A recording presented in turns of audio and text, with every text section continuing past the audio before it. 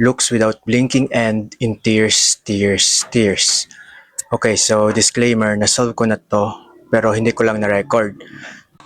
Ang pag-solve ko dito is, I thought without is an indicator for deletion and blinking anagram.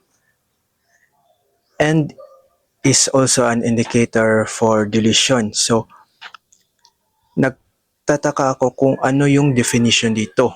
Either looks or tears. Kung looks, tapos tears ang fodder, parang ang hirap makakuha ng words. So, nagtry ako ng bago. Baka yung without blinking is a substitution.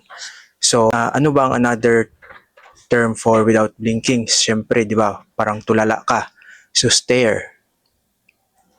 So, nilagay ko stare. Then, and in tears. So, ano ba yung last letter ng tears? S. So, stairs. Pero hindi ko gets kung para saan yung tears sa dulo. But nung chinek ko, correct. So, yun pala, yung isang tears is anagram. Dapat mo i-anagram. Then, yung definition is looks without blinking. So, I guess, wrong process but correct answer. Bye.